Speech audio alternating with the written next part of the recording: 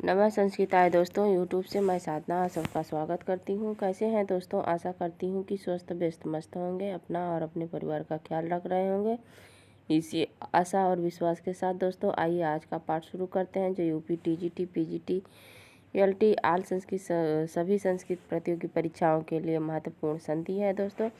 तो आज हम लोग संस्कृत व्याकरण प्रवेश का डॉक्टर बाबूराम सक्सेना का द्वितीय सोपान संधि प्रकरण का अध्ययन करेंगे, जिसमें हम लोग संधि में जो है हल संधि का अध्ययन करेंगे दोस्तों। हल संधि का नाम दूसरा व्यंजन संधि है। आज हम लोग स्तुत्व संधि को पढ़ेंगे। स्तुत्व संधि का आसान ट्रिक के साथ अध्ययन करेंगे दोस्तों, जो सभी प्रतियोगी परीक्षाओं में पूछा ही जाता है। और इसके पहले हम लोग स्वर संधि का अध्ययन कर चुके हैं। स्वर संधि में हम लोग सभी संधियों को बारी बारी से पढ़ा। हम लोग हर संधि का अध्ययन करेंगे। आज का मोटिवेशन कोड है दोस्तों, कौन कहता है कामयाबी किस्मत तय करती है? कौन कहता है कि कामयाबी किस्मत तय करती है? इरादों में दम हो तो मंजिल भी झुका करती हैं। क्या दोस्तों? इरादे में दम हो तो मंजिल भी झुका करती हैं। जी हाँ दोस्तों, बिल्कुल सत्य बात है कि कोई का किस्मत नहीं होती, कोई जो है किस्मत कामयाबी को तय नहीं करती। अगर इरादे मजबूत हों, दृढ़ संकल्प हो और अपने रास्ते पर अडिग होकर चलने की जो है ताकत हो, तो मंजिलें भी झुका करती हैं। मंजिल स्वयं आके कदम चूमेंगी दोस्तों। अगर हम लोग अपने मंजिल को पाने के लिए दृढ़ संकल्प होकर मेहनत करेंगे तो मंजिल स्वयं आएगी। इसी मोटिवेशन कोड के साथ दोस्तों आइए आज का पाठ शुरू करते हैं। आइए दोस्तों, आज हम लोग फिर से बाबूराम सक्सेना लेके हाजिर हुए हैं। जैसे कि आप लोगों को पता है, सोमवार, मंगलवार, बुधवार को हम लोग व्याकरण शास्त्र का अध्ययन करते हैं। उसके बाद बृहस्पतिवार, शुक्रवार, शनिवार को हम लोग साहित्य का अध्ययन करते हैं। साहित्य में हम लोग विज्ञान शाकुंतलम का अध्ययन कर रहे हैं। और आज हम लोग डॉक्टर बाबूराम सक्सेना लेके हाजिर हुए हैं, जो संस्कृत व्याकरण प्रवेश का डॉक्टर बाबूराम सक्सेना द्वारा लिखी गई है। टीजीटी के लिए अति महत्वपूर्ण है दोस्तों। उसी में हम लोग संधि प्रकरण का द्वितीय सोपान जो है संधि प्रकरण का अध्ययन कर रहे हैं। तो संधि प्रकरण में हम लोग आज हल संधि का अध्ययन करेंगे। किसका? हल संधि का दोस्तों। हल संधि का दूसरा नाम व्यंजन संधि भी होती है। व्यंजन संधि भी कहते हैं किसको? हल संधि को। हल संधि को व्यंजन संधि इसलिए कहते हैं, हल संधि इसलिए कहते हैं क्योंकि ये हल प्रत्याहार के अंतर्गत आता है दोस्तों। माहेश्वर सूत्र में जितने भी व्यंजन होते हैं वो हल प्रत्याहार के अंतर्गत आते हैं, इसीलिए इसका दूसरा नाम हल संधि भी है। व्यंजन संधि इसलिए है क्योंकि व्यंजन संधि है इसलिए।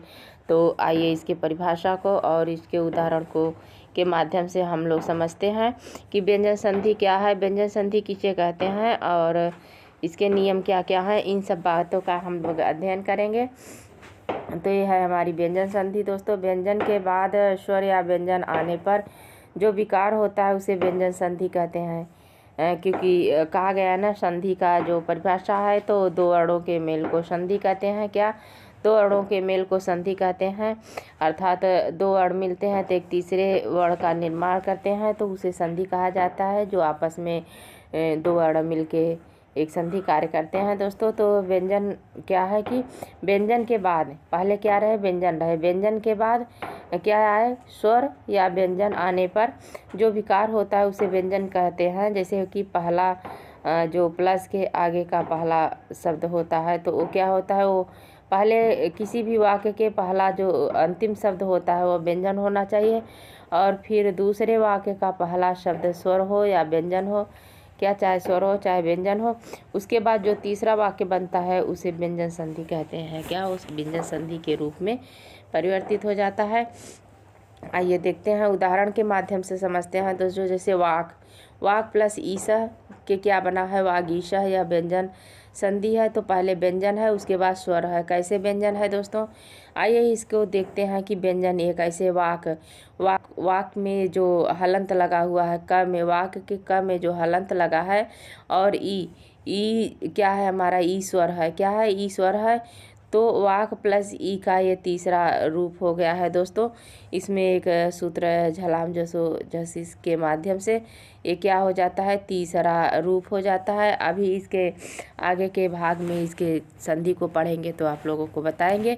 अभी यहाँ इतना ही समझिए कि जो है वाक प्लस ईसा यानी वाक के क में व्यंजन है और ये दूसरे भाग में ई क्या है, स्वर है।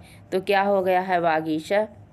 वागीशा शब्द बना है जो क्या है, व्यंजन और प्लस स्वर को मिला के संधि हुई है। उसके बाद दूसरा उदाहरण है कि सत प्लस चित। सत प्लस चित में ये सत में तक में जो हलंत है तो ये व्यंजन है दोस्तों। जब व्यंजन हलंत के रूप में रहता है तो अशुद्ध व्यंजन होता है, और जब व्यंजन हलंत नहीं रहता है तो उसमें स्वर विद्यमान होता है। क्या दोस्तों, स्वर विद्यमान होता है। तो सत के त में हलंत है तो ये शुद्ध व्यंजन है, और उसके बाद प्लस है, उसके बाद क्या है, चित है। तो चित में ची में जो क्या है, चित क्या है, एक व्यंजन है। च भी क्या है, व्यंजन है। तो व्यंजन प्लस व्यंजन से भी जो व्यंजन संधि होती है, और व्यंजन प्लस स्वर से भी व्यंजन संधि होती है। क्या, व्यंजन प्लस स्वर से व्यंजन संधि होती है, और व्यंजन प्लस व्यंजन से भी व्यंजन संधि होती है। तो उदाहरण के माध्यम से अभी व्यंजन संधि के बारे में बताएं दोस्तों। उसके बाद क्या है कि स्पष्टीकरण क्या कह रहा है, क्या ये देखते हैं। ये स्पष्टीकरण कह रहा है कि प्रथम उदाहरण में क हलंत जो व्यंजन के बाद ईश्वर है, तथा दूसरे उदाहरण में त हलंत है जो व्यंजन के बाद च हलंत भी व्यंजन है। इससे स्पष्ट होता है कि व्यंजन वर्णों के बाद स्वर आए चाहे व्यंजन आए, दोनों स्थिति में व्यंजन संधि होगी। क्या, दोनों स्थिति में व्यंजन संधि होगी दोस्तों। उसके बाद आइए व्यंजन संधि की पहली जो संधि है उसके बारे में हम लोग अध्ययन करते हैं। पहले बेसिक के आधार पर देखेंगे, उसके बाद बाबूराम सक्सेना के आधार पर देखेंगे दोस्तों। तो एक एक संधियों को लेके हम लोग बारी बारी से पढ़ेंगे, बहुत जल्दी में नहीं और बहुत लंबा वीडियो में भी नहीं, बहुत आराम से हम लोग पढ़ेंगे। आज सिर्फ एक संधि का, इस च्युत संधि का हम लोग अध्ययन करेंगे, जो बाबूराम सक्सेना के आधार पर और बेसिक के आधार पर हम लोग ये हम कई किताबों से इसको संग्रहित किए हैं दोस्तों। तो आइए देखते हैं कि क्या है इस च्युत संधि, क्या है इस च्युत संधि है। ये व्यंजन संधि के अंतर्गत आती है। जो इस च्युत संधि है ये किसके अंतर्गत आती है, व्यंजन संधि के भेद है। इसका सूत्र है इस्तोह, इस्तोह इस चुना इस चूह। क्या, इस्तोह इस चुना इस चूह है, इसका सूत्र होता है।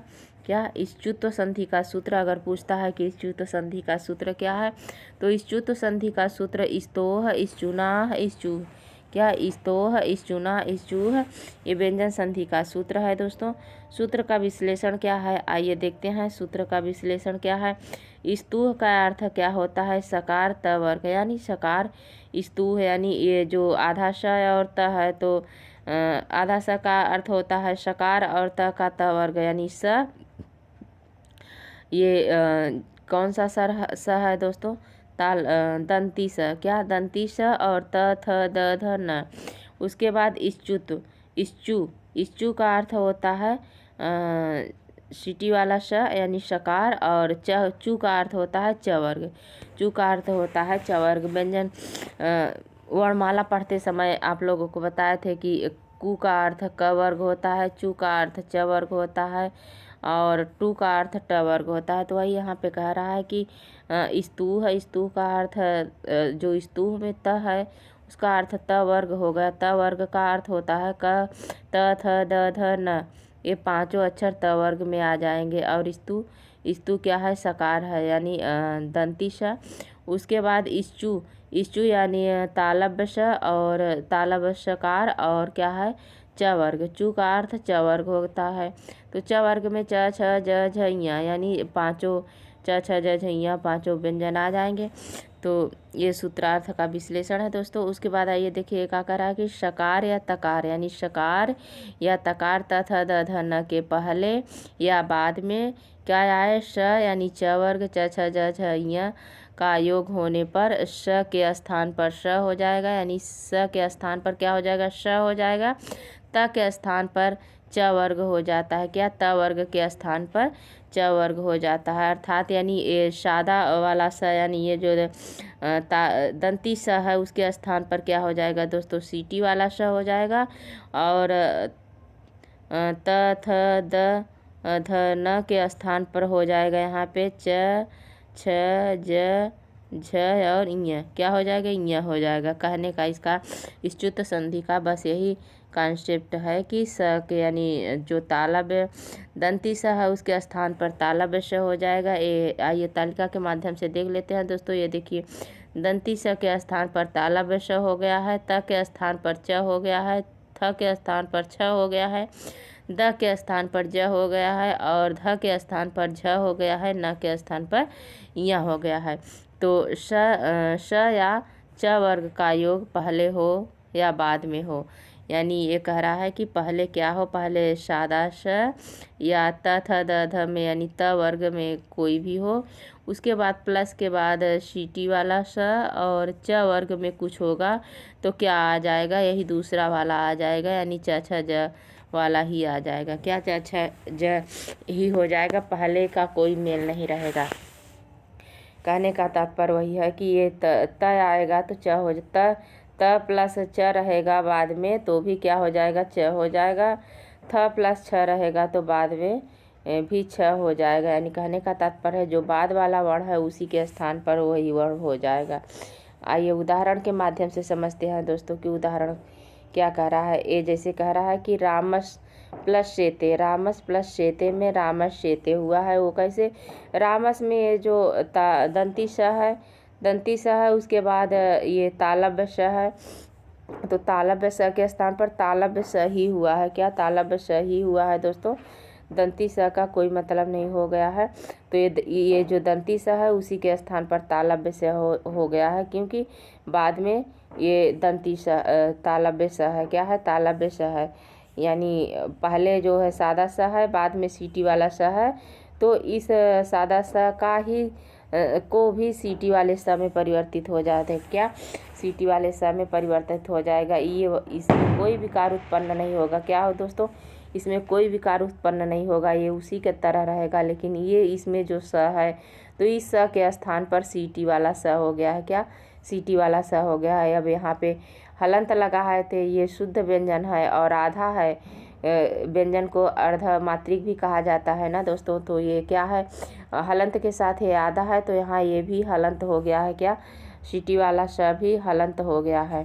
उसके बाद ये कह रहा है स्पष्टीकरण में, इस उदाहरण में रामस में विद्यमान शकार के स्थान पर शकार हो गया है, वही कि यानी सादा स के स्थान पर क्या हो गया है, सीटी वाला स हो गया है। क्या, सीटी वाला स हो गया है, सकार हो गया है, क्योंकि शेते में शकार आ लिए, क्योंकि बाद में ये कह रहा है ना कि बाद में यहाँ पे सीटी वाला स रहे और च छ ज झैया में से कुछ रहे तो वही हो जाएगा, और वो तो उसी तरह रहेगा। लेकिन पहले वाले वर्ण के बाद का जो वर्ण है उसमें परिवर्तन हो जाएगा। क्या, उसी वर्ग का ही हो जाएगा। क्या, उसी वर्ग का हो जाएगा दोस्तों।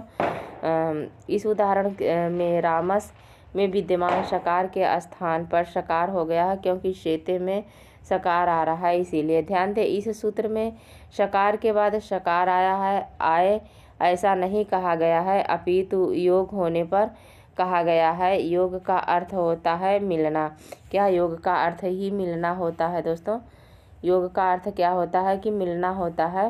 तात्पर्य हुआ है कि स्तु यानी सादा श और तू यानी तकार शकार और तवर्ग पहले हो, उसके बाद स्तु यानी सीटी वाला श और च वर्ग यानी शकार और च वर्ग पहले हो, स्तु बाद में हो जाएगा। क्या, स्तु हो जाएगा। जैसे कैसे, ये आइए उदाहरण के माध्यम से देखते हैं। ये पहले जैसे सत प्लस चित, क्या, सत प्लस चित, सत के त में क्या है, त हलंत है तो व्यंजन है, चित यानी च आगे है तो इस त के स्थान पर च हो जाएगा। क्या, सत प्लस ये देखिए सत, तो ये जो त है त इसके स्थान पर च हो जाएगा, यहाँ पे हो जाएगा सच, आधा त है यहाँ पे चित, तो क्या हो गया चित, तो इसका हो जाएगा संधि कार्य बनेगा तो सच्चित। क्या, सच्चित बन जाएगा। क्या बन जाएगा दोस्तों, सच्चित बन जाएगा। उसी प्रकार से दूसरा उदाहरण है कि याच प्लस ना, याच प्लस ना है तो यांचना हो जाएगा। याच आधा च और न के स्थान पर क्या हो जाएगा, न के स्थान पे यहाँ हो जाएगा। क्या, न के स्थान पर यहाँ हो जाएगा, यांच्या हो जाएगा, क्या यांच्या रूप बन जाएगा, क्योंकि यहाँ पे च है और यहाँ ना वर्ग है, तो न वर्ग न जो होता है वो त वर्ग का आएगा, क्या होगा, त वर्ग का आएगा।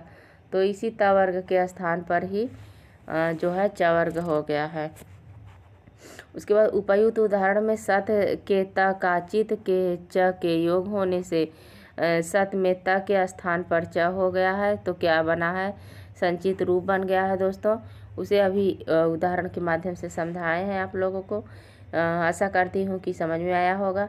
दूसरे उदाहरण में याज के च के का न के योग होने पर क्या बन गया है, न के स्थान पर च वर्ग का इया हो गया है, क्योंकि वहाँ पे ना है, ना का परवर्ण है, तब पर भी क्या हो जाएगा, इया हो जाएगा। इससे सिद्ध हुआ है कि सकार और त वर्ग चाहे पूर्व में रहे और चाहे पर में यानी चाहे बाद में रहे, अब चाहे यहाँ पर सकार या त वर्ग रहे, चाहे यहाँ पे सकार या त वर्ग रहे, दोनों के स्थान पर क्या हो जाएगा, च वर्ग आदेश हो जाएगा। दोनों के स्थान पर ही सकार यानी सीटी वाला स ये सकार और च वर्ग आदेश के रूप में होंगे।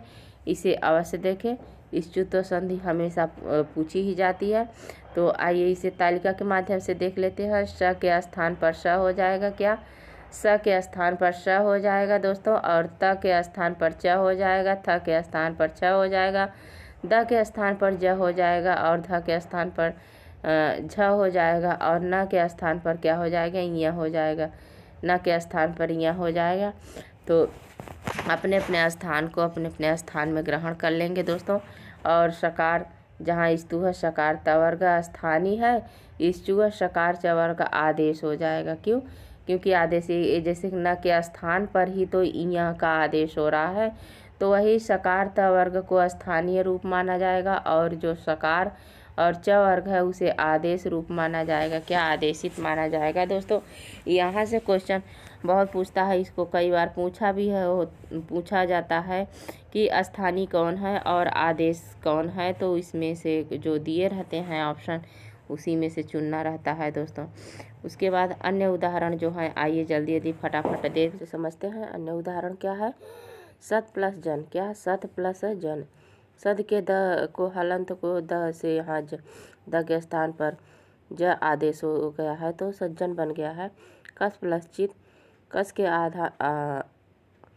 इस स के स्थान पर सीटी वाला स का आदेश हो गया है, तो कश्चित हो गया है। यह स्थानीय है दोस्तों, और ये जो स सीटी वाला स हुआ है ये आदेशित है। उसी प्रकार सांगीन प्लस जया, सांगीन प्लस जया तो ये न के स्थान पर जो न हलन था, इसके स्थान पर इया आदेश हो गया, क्या, यह आदेश हो गया है, तो सांगीनिया बन गया है। बृहद प्लस झरा, तो बृहद द के स्थान पर यह आदेश हो गया है, बृहद झरा बन गया है दोस्तों। उसके पश्चात दुष् प्लस चरित्र, तो दुष् स के स्थान पर सीटी वाला स हो गया है, दुष्चरित्र है बन गया है। उद प्लस उज्ज्वला, उद प्लस ज्वला है, तो उद द के स्थान पर ज आदेश हो गया है, उज्ज्वला बन गया है। उसी प्रकार है उत प्लस चारणम, उच्चारणम, क्या, उत प्लस चारणम, त के स्थान पर च हो गया है, उच्चारणम बना है दोस्तों। मैं आशा करती हूँ कि आप लोगों को समझ में आ रहा होगा। पहले हम समझा चुके हैं कि जो है त के स्थान पर च और थ के स्थान पर जो है छ, और द के स्थान पर ज, और ध के स्थान पर झ, और न के स्थान पर यह हो जाता है दोस्तों। और सादा स के स्थान पर सीटी वाला स यानी तालव्य स के दंती स के स्थान पे तालव्य स हो जाता है दोस्तों। उसके बाद आइए देखते हैं इसका सूत्र, जो इष्टुत्व संधि है, इस तो है, इस चुना इश्चु है, इसका वृत्ति क्या है, सकार वर्त वर्गयो है, सकारत वर्तयो है, सकारत वर्गाभ्याम यानी सादा स के स्थान पर सीटी वाला स का हो जाना, योगे सकार से वर्गवस्थ, इसी वर्ग का सकार हो जाएगा। अगर पहले एक राय पहले सादा स हो, फिर बाद में सीटी वाला स हो, उसके स्थान पर सीटी वाला स हो जाएगा, क्या, सीटी वाला स ही हो जाएगा। उसके बाद सूत्र भी स्तुत्व का विधान करने वाला सूत्र है, जो ये स्तुत्व जो इच्युत जो संधि है, इच्युत संधि का विधान करने वाला विधि सूत्र है। अगर ये सूत्र दो प्रकार के होते हैं दोस्तों, अधिकार सूत्र और विधि सूत्र, तो ये विधि सूत्र है। पद परिचय में क्या है, इस्तोह, इश्चुना, इस पद में 3 पद हैं, इस सूत्र में 3 पद हैं, इस्तोह है, इश्चुना है और इश्चुह है दोस्तों। अनुवृत्ति ये सहितायाम है, सहितायाम है, इसके अनुवृत्ति अधिकार सहितायाम होती है। अभी पीछे हम लोग पढ़े हैं, लेकिन ज़्यादा इसमें टाइम नहीं वेस्ट करेंगे।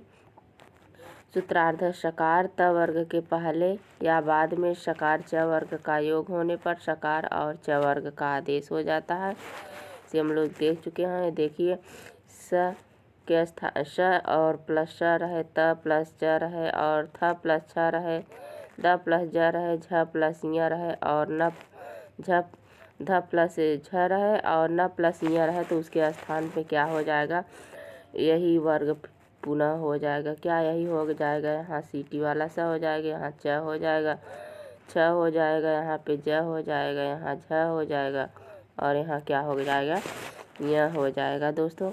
श या च वर्ग योग पहले हो तो बाद में भी वही हो जाएगा। आइए उदाहरण के माध्यम से समझते हैं। इसमें उदाहरण क्या क्या दिया है। रामस प्लस सेते, रामस शेते, रामस चिनौती, रामस चिनौती। देखिए यहाँ पे सादा सा है, यहाँ सीटी वाला सा हो गया, यहाँ भी सादा सा है, यहाँ सीटी वाला हो गया, यानी इसी सादा सा के स्थान पर सीटी वाला सा हो जाएगा। सत प्लस ची, तो त के स्थान पर च हो गया है। सारिंग प्लस जया, सार न के स्थान पर य हो गया है दोस्तों। उसके बाद महत्वपूर्ण तथ्य है क्या है कि हल संधि को व्यंजन संधि भी कहते हैं। इस संधि में होने की 2 अवस्थाएं होती हैं, हल के बाद हल हो अथवा पूर्व में हल हो और बाद में अच हो, यानी पहले स्वर हो, पहले क्या है दोस्तों, व्यंजन हो, क्या व्यंजन हो, फिर बाद में स्वर हो। क्या बाद में स्वर हो सकता है, व्यंजन प्लस स्वर बराबर व्यंजन हो जाएगा और स्वर प्लस व्यंजन बराबर व्यंजन हो जाएगा। क्या स्वर व्यंजन प्लस व्यंजन भी हो सकता है और व्यंजन प्लस स्वर भी हो सकता है, उसके स्थान पे व्यंजन हो जाएगा। ये कहा, एक मिनट, ये देखिए, हल के बाद हल भी हो सकता है। हल के बाद हल का मतलब होता है व्यंजन के बाद व्यंजन, क्या व्यंजन के बाद व्यंजन, और पहले हल और बाद में अच यानी स्वर भी हो सकता है। इच्युत कार्य होते समय त वर्ग के 5 स्थानीय वर्ण होंगे और च वर्ग के 5 आदेश वर्ण होंगे। अतः यथा संख्या अनुदेशः समानम, सूत्र से आदेश भी क्रमानुसार ही होगा। त के स्थान पर च हो जाएगा, थ के स्थान पर छ हो जाएगा आदि, जैसे तालिका के माध्यम से अभी आप लोगों को बताए हैं कि तालिका के अनुसार से, यानी त के स्थान पर च हो जाएगा और छ के स्थान पर यहाँ पे थ के स्थान पर छ हो जाएगा और द के स्थान पर ज, और यहाँ पे ये देखिए तालिका के माध्यम से देख लीजिए एक बार फिर से। सीटी सादा स के स्थान पर सीटी वाला स, त के स्थान पर च और थ के स्थान पर झ, द के स्थान पर जो है ज हो गया है दोस्तों। ध के स्थान पर झ, न के स्थान पर य वर्ग हो गया है।